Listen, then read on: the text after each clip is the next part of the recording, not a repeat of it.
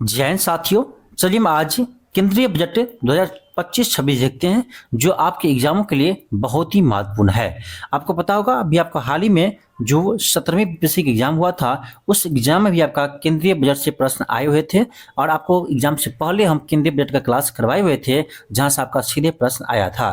तो केंद्रीय बजट जो आपको हम बनाए हैं बहुत ही शानदार बनाए हैं। इसमें थोड़ा समय लगा है कंटेंट बनाने में, लेकिन आपके एग्जाम के लिए बहुत ही महत्वपूर्ण है। आपके यदि प्रश्न आते हैं बजट से तो यहाँ से आपको बाहर कोई भी प्रश्न नहीं आएगा, इसलिए आप क्लास को ध्यान से देखिएगा।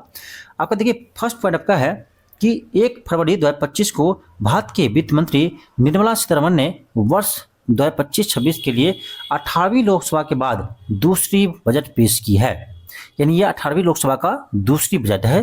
अगला पॉइंट है कि निर्मला सीतारमण ने 8वीं बार बजट पेश किया है। फिर आपका नेक्स्ट पॉइंट है विकसित भारत की आकांक्षाओं में शामिल पहलू, ये आपका इंपॉर्टेंट है, इस पॉइंट को ध्यान रखिएगा।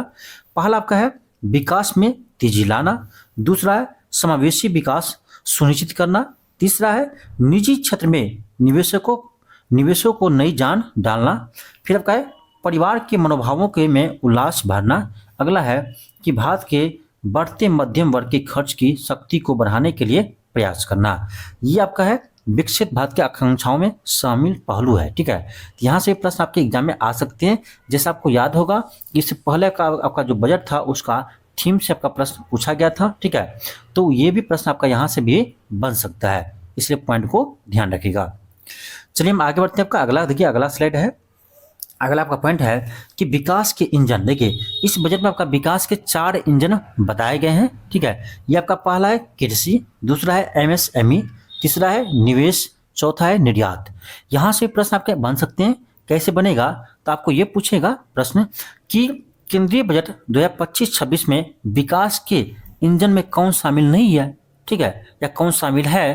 तो ये आपका प्रश्न ऐसे बना सकता है, इसलिए ध्यान रखिएगा।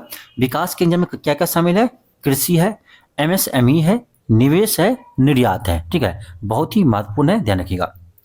अब देखते हैं विकसित भारत में शामिल 6 बिंदु कौन सा महत्वपूर्ण है, उसको देखते हैं। पहला आपका है गरीबी से मुक्ति, दूसरा है 100% अच्छे स्तर की स्कूली शिक्षा, तीसरा है बेहतरीन सस्ती और सर्वसुलभ स्वास्थ्य सेवाएं तक पहुंच, चौथा है 100% कुशल कामगार के साथ सार्थक रोजगार, पांचवा है आर्थिक गतिविधियों में 70% महिलाओं की भागीदारी, छठा है हमारे देश को food basket of the world बनाने वाले किसान। ठीक है, ये यदि आपका 6 टर्म पूरा हो जाते हैं तो समझ जाएंगे कि वो भारत क्या हो गया, विकसित देश हो गया है। तो विकसित देश बनने के लिए आपका 6 बिंदु शामिल है। ठीक है, जो महत्वपूर्ण है। ठीक है, आगे आपका पॉइंट है कि बजट 2025-26 के लक्ष्य आगामी 5 वर्षों में कराधान, बिजली क्षेत्र, शहरी क्षेत्र, खनन, वित्तीय क्षेत्र और विनियामक सुधारों सहित 6 डोमेन में परिवर्तनकारी सुधार करना है। ये भी आपके लिए महत्वपूर्ण है, यहाँ से भी प्रश्न आपके बन सकते हैं। तो बजट बहुत ही शानदार बना है, थोड़ा समय दिए हैं, लेकिन आपका बजट बहुत ही अच्छा हम आपको बना के लेकर आए हैं। ठीक है, देखिए आपका इसमें प्रथम इंजन क्या था, कृषि था। चलिए कृषि में देखते हैं।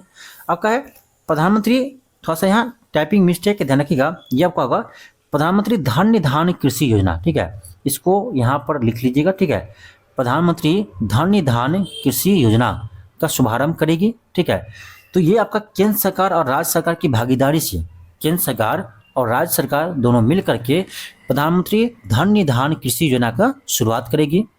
ठीक है, इसमें कौन कौन सा जिला शामिल होगा, तो ध्यान रखिएगा इस कार्यक्रम में जो यहाँ थोड़ा मिस्टेक है, कम उत्पादकता, यानी जिस जिला का उत्पादकता कम है और कम फसलों की बुआई, और जिस जिला में कम फसलों की बुआई होती है और औसत से कम ऋण मापदंडों वाले 100 जिलों को शामिल किया जाएगा। ठीक है, यानी जिस जिला का कम उत्पादकता है और कम फसलों की बुआई है, ऐसे 100 जिला को इस कार्यक्रम में शामिल करेगा प्रधानमंत्री धन निधान कृषि योजना में। ठीक है, ये महत्वपूर्ण है, ये योजना को ध्यान रखिएगा।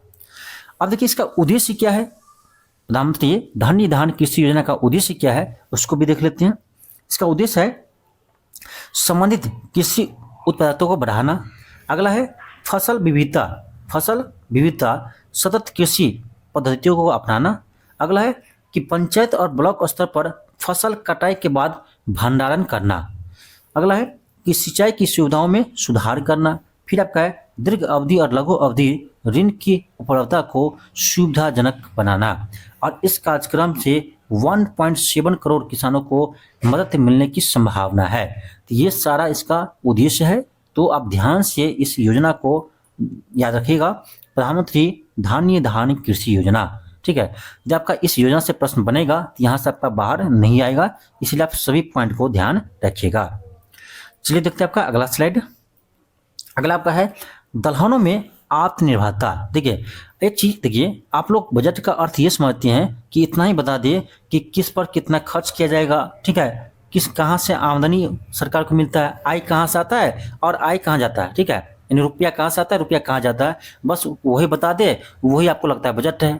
ठीक है, राजकोषीय घाटा कितना है, कितना परसेंट है। ठीक है, तो यही आपको लगता है बजट है। लेकिन फिलहाल का आप देखेंगे एग्जाम का ट्रेंड, तो आपका यहाँ से अब प्रश्न नहीं पूछ रहा है, अब आपका बजट में क्या प्रावधान किया है ना, वहां से प्रश्न पूछ रहा है। ठीक है, तो यदि आप 71वीं बीपीएससी की तैयारी कर रहे हैं, ठीक है, या बीपीएससी का कोई भी एग्जाम की तैयारी कर रहे हैं, तो आपको ना यहाँ से आपका प्रश्न अब ऐसे नहीं पूछेगा डाटा कि राजकोषीय घाटा कितना है। यहाँ से प्रश्न बनेगा आपका प्रधानमंत्री धान्य धान्य योजना क्या है, उसमें कौन सा पहलू शामिल है, वो प्रश्न पूछेगा आपको। ठीक है, तो इसलिए आपको डिटेल्स में पढ़ना बहुत जरूरी है। यहाँ तक आपका है दलहनों में आत्मनिर्भरता। दलहनों में आत्मनिर्भरता, देखिए इस मिशन का उद्देश्य क्या है, तो मिशन केंद्र सरकार के तहत केंद्र सरकार तूर उड़द मसूर पर विशेष ध्यान के साथ 6 वर्षीय दलहनों में आत्मनिर्भरता मिशन प्रारंभ करेगी। ध्यान रखिएगा, ये भी मिशन है दलहनों में आत्मनिर्भरता मिशन। ठीक है, इसका उद्देश्य क्या है, तो केंद्र सरकार जो तूर होता है, तूर उड़द मसूर, ठीक है, तूर उड़द मसूर पर विशेष ध्यान देगा। ठीक है, और ये 6 वर्षीय योजना होगा। ठीक है, इसका उद्देश्य क्या है, तो दलहनों में आत्मनिर्भरता बनानी है। अगला है कि केंद्रीय एजेंसियों में पंजीकरण और इसे करार करने वाले किसानों को से अगले 4 वर्षों के दौरान ये एजेंसियां इन 3 दलहनों की उतनी खरीद करने की तैयारी करेगी जितने उसका पास लाई जाएगी। ठीक है, यानी ये 6 वर्ष की योजना होगा और इसमें 3 तरह के दलहन को शामिल किया गया है, तूर उड़द और मसूर। ठीक है, और आपको याद होगा 17वीं बीपीएससी में भी आपका इसी टाइप का एक प्रश्न पूछा था। ठीक है, एक भी ऐसी कुछ योजना था, उसमें पूछा था कि कौन सा फसल उसमें शामिल नहीं किया है। ठीक है, आपको याद होगा। ठीक है, तो उस टाइप का प्रश्न आपके बीपीएससी पूछा है, तो यहाँ से प्रश्न आपको बना सकता है कि दलहन में आत्मनिर्भरता मिशन में किस दलहन को शामिल नहीं किया गया है। ठीक है, तो आपको यहाँ पर याद रहेगा कि तूर उड़द और मसूर को शामिल किया है, तो उसके अलावा जो आएगा उसको छाड़ देंगे हम। ठीक है, तो वैसे पढ़िए। ठीक है, सिर्फ बजट को रीडिंग दे देने से नहीं होता है, बजट से एक प्रश्न कैसे आएगा वो भी यदि आपको बताएंगे तभी आपसे पता चलेगा कि प्रश्न कहाँ से आएगा, तो उस चीज का आप याद रखेंगे। ठीक है, तो ऐसे प्रश्न बनता है आपको। ठीक है, तो समय लगा है, लेट से हम क्लास लेकर आए हैं, लेकिन बहुत ही शानदार क्लास आपको होने वाले हैं। तो आप चैनल पर यदि नए हो तो चैनल को सब्सक्राइब कर लीजिए और इस वीडियो को अधिक से अधिक शेयर कीजिए। ठीक है, और यदि आपका इसका पीडीएफ चाहिए ना, तो आपको ये LK क्लासेस का जो एप्लीकेशन है हमारा, उस एप्लीकेशन को आप डाउनलोड कर लीजिएगा, वहाँ पर आपको इसका पीडीएफ मिल जाएगा। ठीक, अब चलिए देखते हैं इस मिशन का उद्देश्य क्या है। ठीक है, इस मिशन का उद्देश्य क्या है, पहला उद्देश्य आपका है कि जलवायु के अनुकूल बीजों का विकास और वाणिज्य उपलब्धता। ठीक है, यानी बीज का है तो जलवायु का अनुकूल आपका बीजों को विकास करना है। ठीक है, और उसको उपलब्ध भी करवाना है। ठीक है, अगला है प्रोटीन की मात्रा को बढ़ाना, यानी प्रोटीन की मात्रा को बढ़ाना। फिर आपका है उत्पादकता में वृद्धि बढ़ाना करना आपको। फिर आपका है कटाई के बाद भंडारण में सुरक्षा और प्रबंधन, किसानों को लाभकारी कीमत प्रदान करना। ठीक है, तो इस मिशन का यह उद्देश्य है। ठीक है, यदि आपका इस मिशन से प्रश्न पूछेगा तो इसका उद्देश्य भी उसमें शामिल रहेगा। ठीक है, इसलिए आप इसको भी ध्यान से याद रखिएगा। ठीक है, चलिए देखते हैं आपका अगला स्लाइड क्या है। आपका अगला है बिहार में मखाना बोर्ड। ये आपका बहुत ही चर्चा में रहा था कि आखिर मखाना बोर्ड जो है बिहार में क्यों स्थापित हो, तो क्यों ना हो, क्योंकि पूरे देश का 85% मखाना का उत्पादन बिहार ही करता है, तो बिहार में मखाना बोर्ड स्थापित नहीं हुआ तो कहाँ होगा। ठीक है, तो ये आपका बहुत ही चर्चा में रहा था बजट में, इसलिए आपका बिहार के एग्जाम के पॉइंट ऑफ व्यू से आपका ये बहुत ही महत्वपूर्ण है। ठीक है, इस पॉइंट को आप ध्यान रखिएगा।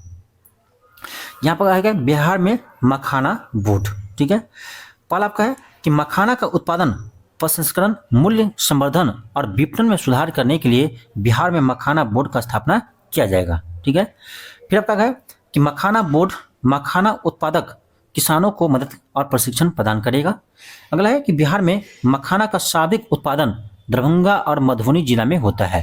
ये प्रश्न आपका 17वें बीपीएससी के री एग्जाम में भी पूछा था। ठीक है, कि मखाना का उत्पादन सबसे अधिक कहाँ होता है, तो सबसे अधिक आपका होता है दरभंगा में, और सेकेंड में आपका है कहाँ, मधुबनी। ठीक है, तो उस एग्जाम आपका सिर्फ मधुबनी ऑप्शन में था, तो मधुबनी आंसर हुआ था। ठीक है, तो यहाँ से आपका ऑब्जेक्टिव प्रश्न ऐसे भी बन सकता है। ठीक है, तो ध्यान रखिएगा। तो मखाना आपका बिहार में सबसे अधिक कहाँ उत्पादन होता है, तो दरभंगा में होता है फर्स्ट स्थान पर, सेकेंड स्थान आपका होता है मधुबनी में। ठीक है, ध्यान रखिएगा। और पूरे देश का 85% मखाना का उत्पादन सिर्फ बिहार में होता है, इसीलिए बिहार में ही मखाना बोर्ड का स्थापना किया जाएगा। ठीक है, इसका मेन कारण यही है कि 85% मखाना का उत्पादन बिहार में होता है, और सबसे अधिक बिहार में कहा जाए तो दरभंगा जिला होता है, उसके बाद मधुबनी जिला में होता है। ठीक है, यहाँ से प्रश्न आपका 17वीं बीपीएससी में पूछा भी था। ठीक है, अगला आपका है कपास उत्पादकता मिशन। ये भी एक नया मिशन शुरू किया है, कपास उत्पादकता मिशन। उस मिशन का उद्देश्य क्या है, तो कपास उगाने वाले किसानों को लाभ के लिए कपास उत्पादकता मिशन की घोषणा किया है। इसका उद्देश्य क्या है, तो 5 वर्षीय मिशन से कपास की कृषि उत्पादकता और वहनीयता में पर्याप्त सुधार लाने में मदद मिलेगी, और कपास की अधिक लंबे रेशे वाले किस्म को बढ़ावा मिलेगी। ये भी ध्यान रखिएगा, कपास के जो अधिक लंबे वाले रेशे है उसका इसका बढ़ावा मिलेगा। ठीक है, कपास उत्पादकता मिशन से। ठीक है, तो ये भी आपका महत्वपूर्ण मिशन है, ध्यान रखिएगा। आगे देखते आपका अगला है किसान क्रेडिट कार्ड। किसान क्रेडिट कार्ड ये भी चर्चा में रहा था।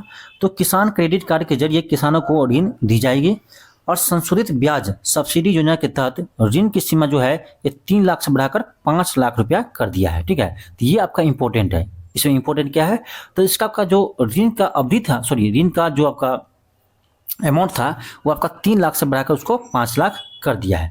अगला है कि किसान क्रेडिट कार्ड के जरिए 7.7 करोड़ किसानों को, मत्स्य पालकों और डेयरी उद्योगों के केंद्र के किसानों को अल्प अवधि की ऋण सुविधा दी जा रही है। ठीक है, यानी इस किसान क्रेडिट कार्ड से अभी 7.7 करोड़ किसानों को फायदा मिल रहा है।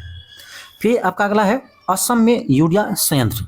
असम में यूरिया संयंत्र, यानी असम में यूरिया संयंत्र का स्थापना की जाएगी। ठीक है, ये भी आपका ऑब्जेक्टिव टाइप का क्वेश्चन बन सकता है।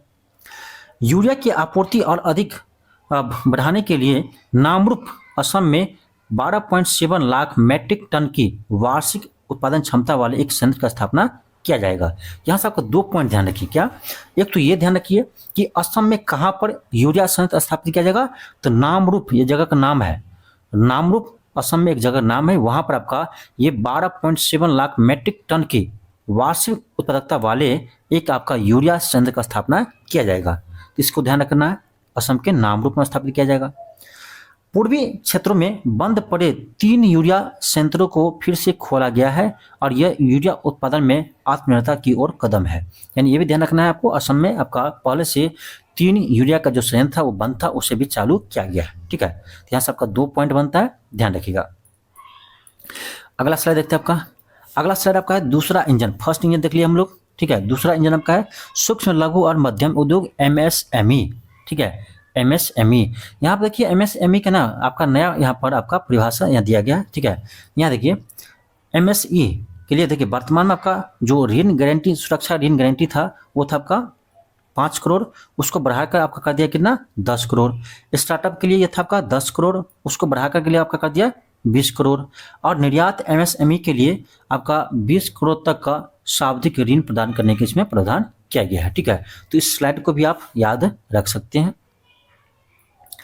आगे देखिए आपका अगला क्या है, MSME के वर्गीकरण। ये ध्यान रखिएगा, यहाँ से प्रश्न आपका 17वीं बीपीएससी में शायद आपका एक आया था, ऐसे ही ध्यान नहीं है मुझे पूरा, लेकिन आपका यहाँ पर आया था एक क्वेश्चन आपका ऐसे ही। ठीक है, एक बार देखिएगा। ठीक है, यहाँ पर आपको दिया है MSME के वर्गीकरण का मापदंड आपको नया दिया गया है। ठीक है, सूक्ष्म उद्योग के लिए क्या रहेगा, देखिए सूक्ष्म उद्योग के लिए अभी वर्तमान था आपका 1 करोड़ का क्या हो निवेश हो। ठीक है, और उसको आप बढ़ाकर क्या कितना कर दिया 5 करोड़ निवेश कर दिया। ठीक है, सूक्ष्म उद्योग के लिए आपका 5 करोड़ तक का निवेश होगा तब वो सूक्ष्म उद्योग में आएगा। ठीक है, ठीक है।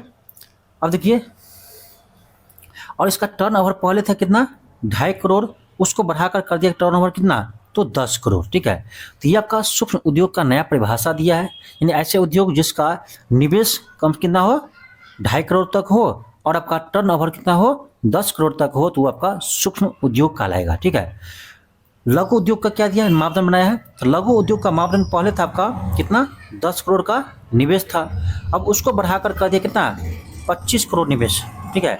जिस उद्योग में आपका 25 करोड़ निवेश होगा, ठीक है, और टर्नओवर कितना हो, पहले था 50, उसको बढ़ाकर कर दिया कितना 100 करोड़। यानी जिस उद्योग का आपका निवेश मिनिमम 25 करोड़ का हो और टर्नओवर 100 करोड़ का हो तो वो आपका कहलाएगा लघु उद्योग। ठीक है। और मध्यम उद्योग के लिए, तो मध्यम उद्योग के लिए पहले था आपका निवेश 50 करोड़, उसको बढ़ाकर कर दिया कितना 125 करोड़। 125 करोड़ आपका यदि निवेश है और टर्नओवर आपका पहले था 250 करोड़, उसको बढ़ाकर कर दिया कितना 500 करोड़, तब ये आपका मध्यम उद्योग कहलाएंगे। ठीक है। यानी सूक्ष्म उद्योग, लघु उद्योग और मध्यम उद्योग का नया परिभाषा दिया गया है। ठीक है। तो आपको वर्तमान तो ध्यान रखिए, संशोधित ध्यान रखिए।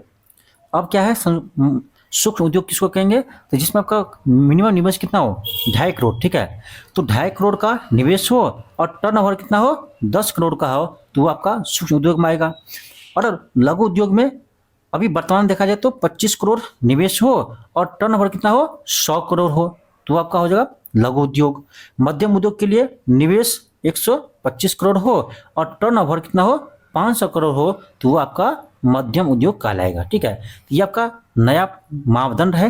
ठीक है, सूक्ष्म लघु और मध्यम उद्योग का। ठीक है। तो यहाँ से प्रश्न आपके अच्छा प्रश्न बन सकता है, इसलिए स्लाइड को आप ध्यान रखिएगा। ठीक है। चलिए आप देखते हैं आपका अगला।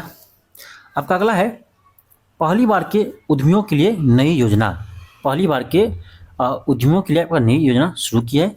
इसमें क्या है, तो 5 लाख महिला अनुसूचित जाति और अनुसूचित जनजाति यानी SC और ST के उद्यमियों के लिए एक योजना शुरू की जाएगी। ये जो योजना है वो आपका सिर्फ अनुसूचित जाति और जनजाति के महिलाओं के लिए शुरू की जाएगी। ठीक है।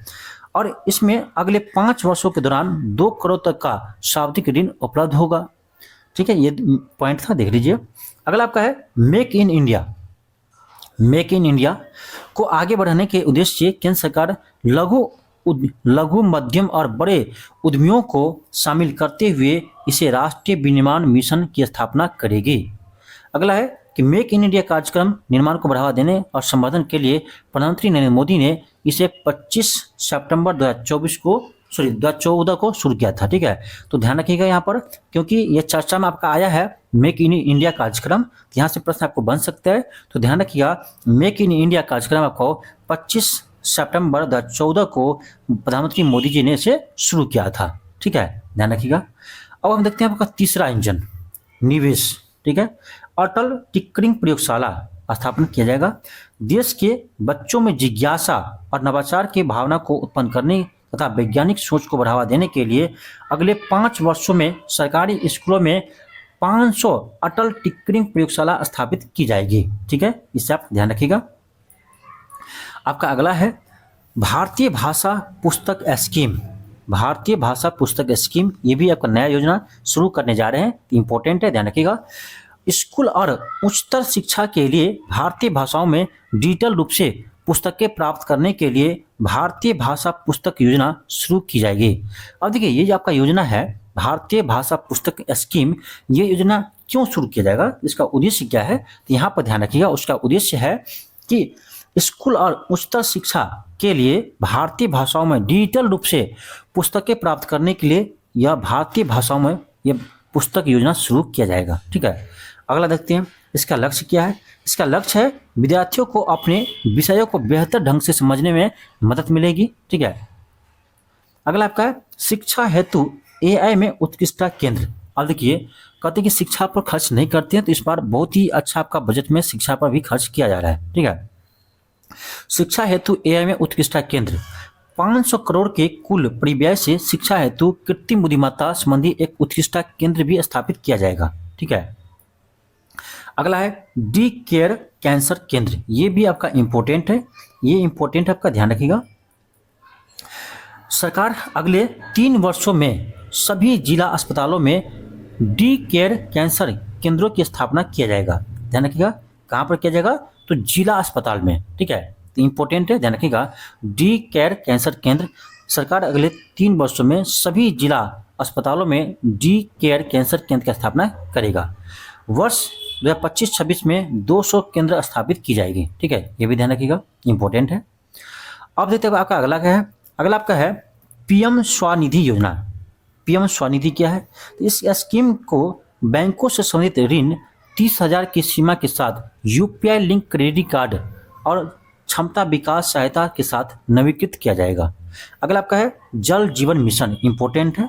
देखिए, आपको हम पहले भी बता चुके हैं कि जिस मिशन का आपका आर्थिक सर्वेक्षण या बजट में चर्चा हो जाता है ना, उस मिशन को आपको पढ़ना चाहिए, क्योंकि वहाँ से प्रश्न आपको आने के चांस ज़्यादा रहता है। ठीक है, और यहीं से प्रश्न आपको आते हैं। तो जल जीवन मिशन का चर्चा हुआ है, इसको आपको एक बार देख लेना चाहिए। देखिए, वर्ष 2019 से अब तक 15 करोड़ से अधिक परिवारों को नल से पेयजल प्रदान किया गया है, जो ग्रामीण आबादी का 80% हिस्सा है। अब देखिए, ये तो आपको चलो ऑब्जेक्टिव प्रश्न में आएगा ही आएगा, लेकिन यदि आपका कोई जैसे 17वें बीपीएससी के मेंस लिख रहे हैं, तो यदि आपका कृषि से संबंधित आपका ये प्रश्न आता है, तो उसमें इस पॉइंट को इंक्लूड कर सकते हैं सिंचाई के लिए। ठीक है, कि सुनिए, हाँ, तो उसमें आपको ये क्या करते हैं, सिंचाई के लिए नहीं, ये पेयजल है। ठीक है, तो स्वास्थ्य वाले क्षेत्र में इसको इंक्लूड कर सकते हैं इस पॉइंट को। ठीक है, तो इसलिए आपको डाटा याद रहना चाहिए। जितना डाटा आपको याद रहेगा उतना आपका जो स्किल, राइटिंग स्किल है, वो आपको अच्छा बनेगा। ठीक है, और आपका ऑब्जेक्टिव में प्रश्न पूछेगा ही पूछेगा। ठीक है, तो वर्ष 2019 से अभी तक में 15 करोड़ से अधिक परिवारों को नल से पेयजल प्रदान किया गया है, जो ग्रामीण आबादी का 80% हिस्सा है। ठीक है, ये हम नहीं कह रहे हैं, ये बजट का रहा है। ठीक है, अगला है कि 100% कवरेज हासिल करने के लिए इस मिशन का विस्तार 2028 तक किया जाएगा। ये इंपॉर्टेंट है, ये इंपॉर्टेंट आपका है कि जल जीवन मिशन को किस वर्ष तक के लिए विस्तार किया गया है, तो 2028 तक के लिए इसका विस्तार किया गया है। ठीक है, और ऐसा ही आपका एक प्रश्न पूछा था, शायद ये बीपीएससी का ही एग्जाम था, टीचर का कोई एग्जाम था, उसमें पूछा था आपका अटल भूजल योजना को कब तक आपका विस्तार किया गया है, याद होगा। ठीक है, तो इसी तरह से आपका यहाँ से भी प्रश्न बन सकता है। ठीक है, तो देखो, हम पढ़ाते हैं तो हमको याद रहता है कि बीपीएससी कहाँ से प्रश्न उठाता है, तो उसी पॉइंट को हम आपको क्लास में इंक्लूड करने का कोशिश करते हैं। ठीक है, तो इसको शामिल करने का उद्देश्य यही है कि आपका इस टाइप का प्रश्न बीपीएससी ने पूछा है पहले, तो यहाँ से प्रश्न आपको आ सकते हैं। इसलिए आप ध्यान रखिए कि 100% कवरेज करने के लिए जल जीवन मिशन को 2028 तक के लिए विस्तार किया गया है। बहुत ही इंपॉर्टेंट है, ध्यान रखिएगा। आपका अगला है कि जल जीवन मिशन की शुरुआत प्रधानमंत्री नरेंद्र मोदी द्वारा 15 अगस्त 2019 को किया गया था। ठीक है, जिसका उद्देश्य था कि 2024 तक देश के प्रत्येक ग्रामीण परिवार को घरेलू नल कनेक्शन प्रदान करना। ठीक है, और अब इसी को बढ़ा दिया गया आपका 2028 तक। ठीक है, क्योंकि अभी 100% कवरेज नहीं हुआ है, तो 100% कवरेज करने के लिए 2028 तक इसको बढ़ा दिया गया है। तो इसको भी ध्यान रखिएगा, जल जीवन मिशन को। देखिए, बजट में आपका ये पॉइंट नहीं दिया था, लेकिन इस पॉइंट को हम क्या किए, शामिल किए हैं, क्योंकि यदि आपका जल जीवन मिशन का यहाँ पर चर्चा किया है, तो आपको ये भी याद रखना चाहिए कि ये शुरुआत कब हुआ था, क्यों हुआ था। ठीक है, अगला पॉइंट आपका है बिहार में ग्रीनफील्ड एयरपोर्ट की सुविधा प्रदान की जाएगी। आपका अगला पॉइंट है कि मिथिलांचल में पश्चिमी कोसी नहर योजना, यानी आपका मिथिलांचल में पश्चिमी कोसी नहर परियोजना शुरू की जाएगी। इससे क्या फायदा मिलेगा, तो इस परियोजना से बिहार के मिथिलांचल क्षेत्र में 50,000 हेक्टेयर से अधिक भूमि पर बड़ी संख्या में खेती करने वाले किसानों को लाभ मिलेगा। आपका अगला पॉइंट है कि बीमा क्षेत्र के लिए प्रत्यक्ष विदेशी निवेश यानी एफडीआई, बीमा क्षेत्र के लिए आपका जो एफडीआई है 74% से बढ़ाकर 100% कर दिया गया है। ये भी इंपॉर्टेंट है। अब जब आपका अगला है, ये आपका है इनकम टैक्स का स्लाइड है, न्यू स्लाइड। ठीक है, यही आपका बजट में सबसे अधिक चर्चा में रहा था। ठीक है, और इसमें आपको बताया गया है कि आपका 12 लाख तक के इनकम पर आपका 0 टैक्स लगेगा, और ये सिर्फ आपका जो नौकरियां से पैसा आते हैं उसी पर लागू होगा। ठीक है, ये सबके लिए नहीं है, जिसको आपका सरकारी नौकरी से पैसा आते हैं उसी पर आपका 12 लाख तक के टैक्स, आपका इनकम पर 0% टैक्स लगेगा। ठीक है, पूरे विस्तार में हम चर्चा करेंगे, पहले देख लीजिए। जो आपका स्लाइड है उसको देख लीजिए। 0 से 4 लाख इनकम है तो 0% आपका लगेगा। 4 से 8 लाख है तो आपका 5% आपका टैक्स लगेगा। 8 से 12 लाख है तो 10%। 12 से 16 लाख है तो 15%। 16 लाख से 20 लाख के बीच में है तो 20%। 20 से 24 है तो 25%, और 24 से अधिक है तो 30% आपका यह टैक्स लगेगा। ठीक है, लेकिन फायदा किसको कैसे मिला इस नए स्लाइड से, चलिए आगे देखते हैं। यहाँ से आपको पता चलेगा इनकम टैक्स में छूट। ठीक है, अब देखिए, जिसका आपका 10 लाख तक का इनकम है, ठीक है, उसको पहले 50,000 टैक्स लगता था, लेकिन अब इसको 0 रुपया टैक्स लगेगा। इससे उसको 50,000 का फायदा मिलेगा। 12 लाख तक का जो पहले इनकम था उसको 71,500 रुपया पहले टैक्स लगता था, लेकिन अब उसे 0 रुपया टैक्स लगेगा। यहाँ से क्या होगा, 71,500 रुपया उसको बचत हो गया। ठीक है, तो आप देख सकते हैं कि 12 लाख तक आपका टैक्स क्या है, 0 है अब वर्तमान वाले में। ठीक है, और बाकी आप देख सकते हैं 13 लाख तक इनकम है, तो पहले टैक्स कितना लगता था, अब कितना लगेगा, कितना बचत हो रहा है। ठीक है, तो मेन इसमें आपका यही था 12 लाख तक का। ठीक है, ये आपका बहुत बजट में चर्चा में रहा था। ठीक है, तो इसीलिए इसको आप ध्यान रखिए। ठीक है, चलिए हम आगे देखते हैं। आपका अगला आपका पॉइंट है, अब देखिए, अब आपका आया जो बजट में आप लोग जो खोज रहे होंगे ना, जो बजट अब चालू तो अभी बजट हुआ ही नहीं है, जो आप लोग खोज रहे होंगे डाटा, आपको लगता है कि बजट में जो डाटा होता है, कितना राजस्व व्यय हुआ, कितना पूंजीगत व्यय हुआ है, वही आपका बजट होता है। तो ये आपका अब आया है। ठीक है, यहाँ से भी प्रश्न आता है, लेकिन अब जो आपका प्रश्न बनता है वो बजट में जो क्या प्रावधान क्या उससे बनता है। ठीक है, चलिए इसको भी देख लेते हैं, बजट का सार देख लेते हैं। 2025-26 का बजट का कुल आकार आपका है 50,65,345 करोड़। ये ध्यान रखिएगा, बजट का कुल आकार है 50,65,345 करोड़। ठीक है, कुल प्राप्तियां कितना है, यानी वही बजट का आपका आकार जो है ये आपका है 50,65,345 करोड़ है कुल प्राप्तियां। इसमें आपका राजस्व प्राप्तियां कितना है, ये आपका है 34,20,409 करोड़, और पूंजीगत प्राप्तियां है आपका 16,44,936 करोड़। ठीक है, इस दोनों को ऐड कर दीजिएगा, ये आपका आ जाएगा।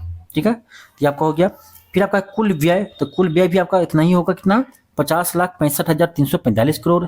इसमें भी आपका होगा राजस्व व्यय, तो राजस्व व्यय कितना है, तो 39,44,255 करोड़ है, और पूंजीगत व्यय है आपका 11,21,090 करोड़। ठीक है, ये डाटा है, आप याद रख सकते हैं। ठीक है, अगला आपका है राजकोषीय घाटा, ये इंपॉर्टेंट है, प्रश्न आपके एग्जाम में यही आता है। ठीक है, राजकोषीय घाटा, तो आपका इस बार राजकोषीय घाटा कितना अनुमानित है आपका 25-26 के लिए, तो ये आपका है 15,68,936 करोड़, और आपका जीडीपी की बात करें तो ये आपका है 4.4%। ठीक है, ध्यान रखिएगा, ये आपका जीडीपी का 4.4% है। ठीक है, परसेंटेज में ज़्यादा इंपॉर्टेंट है, क्योंकि आपके एग्जाम में ज़्यादातर परसेंटेज ही पूछा जाता है। ठीक है, और ये आपका राजकोषीय घाटा है कितना, ये आपका 15,68,936 करोड़, परसेंटेज में ध्यान रखिएगा, जीडीपी का 4.4%। फिर आपका राजस्व घाटा, राजस्व घाटा कितना है, तो 5,23,846 करोड़, परसेंटेज में बात करें जीडीपी का तो 1.5%। फिर है प्रभावी राजस्व घाटा, ये आपका है 0.3%। फिर आपका प्राथमिक घाटा है, ये आपका है 2,93,598 करोड़, ये है भी आपका है जीडीपी का 0.8%। ठीक है, ये आपका कुछ इंपॉर्टेंट यहाँ डाटा है, इसको आप एक बार ध्यान से देख लीजिएगा। ठीक है, और इसका आप यदि पीडीएफ चाहते हैं तो आप प्ले स्टोर पर जाइए और LK क्लासेस नामक एक एप्लीकेशन आप डाउनलोड कीजिएगा, वहाँ पर आपको इसका पीडीएफ मिल जाएगा। ठीक है, आगे देखिए आपका, अब देखिए जो इम्पोर्टेंट है ये देखते हैं आप कि बजट में रुपया कहाँ से आता है और कहाँ जाता है। ठीक है, बहुत ही महत्वपूर्ण है। पहले देख लेते हैं रुपया कहाँ से आता है बजट में। ठीक है, यानी पैसा सबसे अधिक कहाँ से आता है, तो देख लीजिए सबसे अधिक आपका जो रुपया है कहाँ से आता है, तो देखिए परसेंटेज में देख लीजिए, आयकर आपका 22% है। सबसे अधिक आपका क्या है, तो सबसे अधिक आपका है उधार और अन्य देयता। ठीक है, यानी सबसे अधिक पैसा आपका जो है, इसको थोड़ा जूम कर लेते हैं एक बार। ठीक है, अच्छे से देखते हैं, अब देखिए। ठीक है, अब देखिए ये आपका है सबसे अधिक सरकार को पैसा कहाँ से आता है, तो उधार और अन्य देयता से सबसे अधिक रुपया मिलता है, कितना, 24%। ठीक है, उसके बाद आप देख सकते हैं इसमें आपका है 22% है आयकर।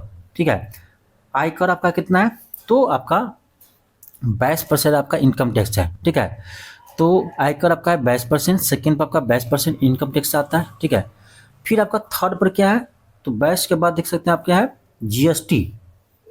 जीएसटी से आपका 18% आता है, यानी थर्ड सबसे अधिक पैसा कहाँ से आता है सरकार को, तो जीएसटी से आता है। उसके बाद आपका क्या है, तो चौथा स्थान आपका निगम कर है।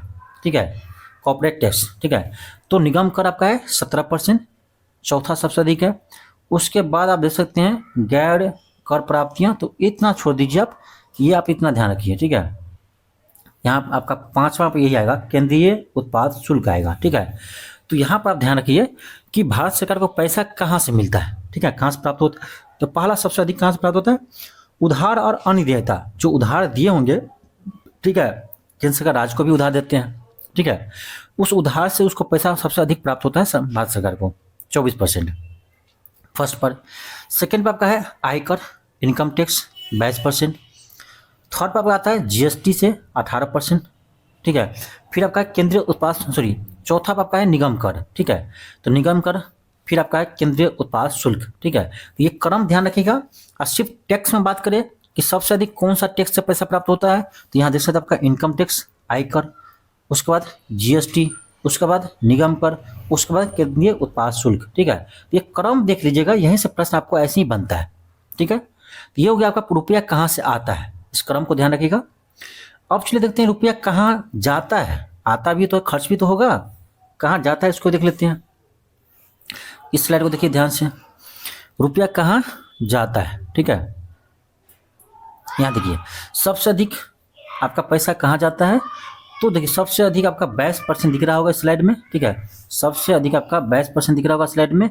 ये आपका जाता है राज्यों का कर और शुल्क हिस्सा। देखिए जैसे आपको पता होगा कि जीएसटी भी है ना, जीएसटी, तो उसका भी हिस्सा राज्य को मिलता है, ठीक है।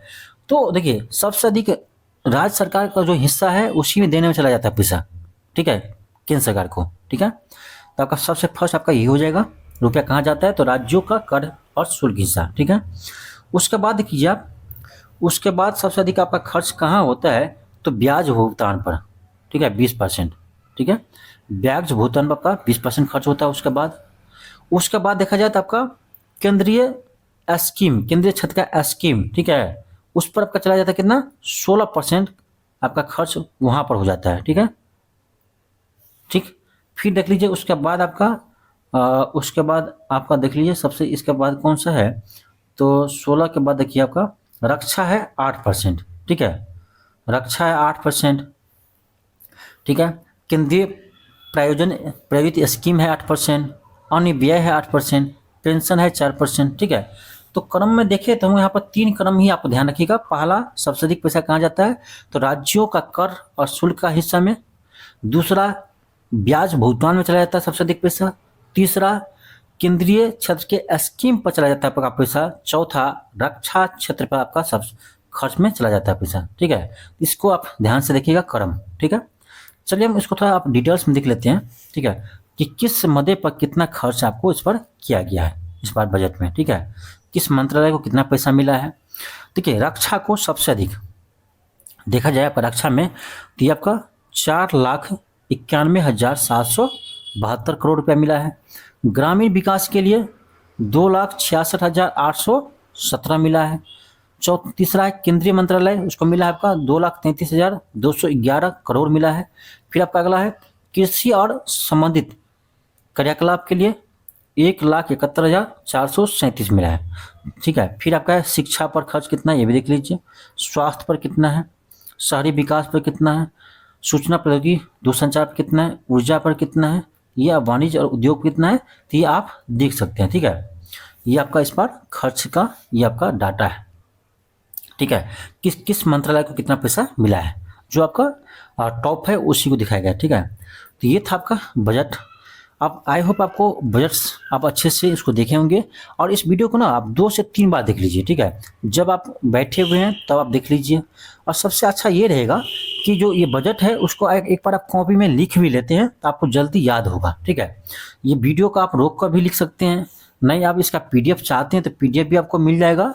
इसके लिए आपको LK क्लासेस का जो आपका एप्लीकेशन है वो आपको डाउनलोड करना होगा, ठीक है। आप प्ले स्टोर पर जाइए और LK क्लासेस सर्च कीजिएगा तो ये अपना एप्लीकेशन आ जाएगा, वहाँ इसको डाउनलोड करके ये PDF आप ले सकते हैं। PDF के लिए थोड़ा सा आपको चार्ज लगता है, आपको बता दें 99 रुपीज़ में आपको ना 1 साल तक आपको PDF वहाँ पर मिलते रहता है, ठीक है। तो ये आपको ये है, तो LK क्लासेस का एप्लीकेशन डाउनलोड कर लीजिए। और आप कोई एग्जाम की तैयारी कर रहे हैं तो आपको यहाँ पर टेस्ट सीरीज भी चल रहा है।